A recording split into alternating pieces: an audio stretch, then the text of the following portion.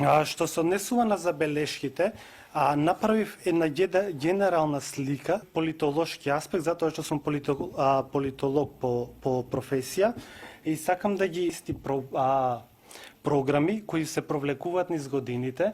Не знам колку време наназад, апсолутно истите програми ги провлекуваме, можеби 10 години, и овде се поставува прашањето дали опфатот на сите овие програми кои ги гласаме денес е доволен, дали ги опфаќа реалните потреби на граѓаните во општината и дали имаме потреба од специјализација на одредени програми.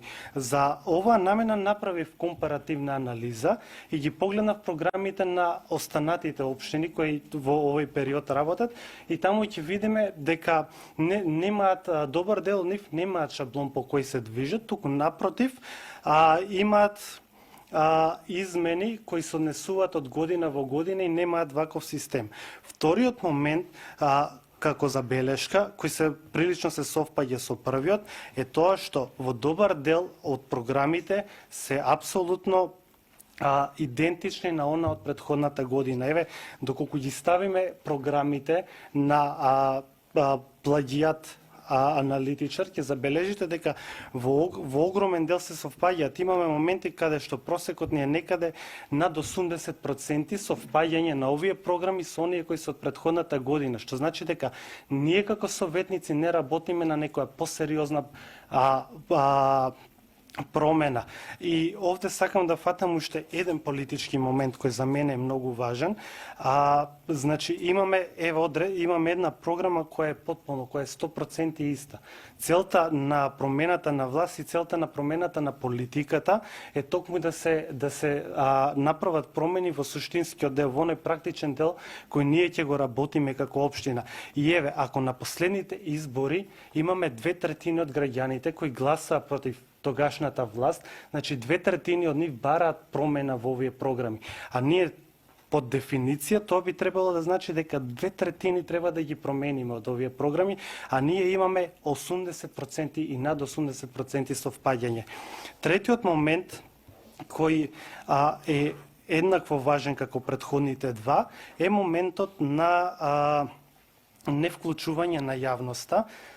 Знам дека ќе коментираме во однос на тоа дека информациите околу нацрт програмите беа достапни за сите, беа објавени на веб страницата, но како фидбек гледаме дека немаме ние контакт кој доволно остварен помеѓу нас како совет и помеѓу граѓаните. И нивното директно учество во креирањето на програми е премногу мало. Сега ние можеме да делуваме како ќе, ние објавивме и овде е завршена работа.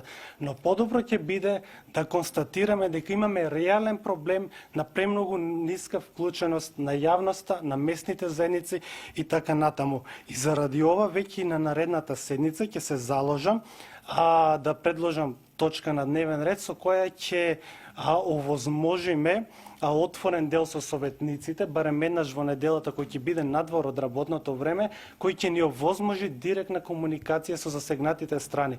И во таков случај ќе имаме многу подобра релација за разбирање на реалните проблеми кои треба да ги внесеме во програмите кои се реална политика. Четвртиот момент во овие програми е тоа што во огромен дел тие имаат премногу општи фрази и празни фоскули. Еве, можете да направите когнитивна анализа каде што ќе забележите дека програмотворците се повторуваат во огромен број од работите, но и да не одиме толку длабоко, погледнете ги само клучните зборови. Например, зборот подобрување, зголемување, постојано се повторува, постојано го имаме од програма во програма, но никаде го немаме неговото конкретно значење. Што подразбира под подобрување? Дали подобрување значи раст од 3 до 5% на нешто? Дали подобрување, ме сваќате во која насока сакам да кажам? И вториот момент како слабост е пречестото користење на планирање. Програмите сами по себе треба да бидат план за акција и за практично действување, а не програмата да содржи планирање. И сега ние поставуваме тотално нешто неизмерливо, како сега планирањето е умствен процес. И сега ставаме во програмата планирање и ако сакаме да измериме дали нешто има направено, некој ако наведе дали го остварите, па да, планиравме. И тука завршува, значи не продуцира реална политика и што доведува до наредниот момент кој јас го нарекувам индикатори. Се обидов во комисијата, баш разговаравме за индикаторите и ги внесовме во комисијата од која сум дел. Збор ми е, во најголем дел индикаторите се празни. Например, мене ми недостига еден момент на класифицирање на успешност на програмата. Карикирам. Реконструирани на 5 улици. Сметаме за успешна програма. Реконструирани 3 до 5 улици во текот на една година. Констатираме делумно успешна програма.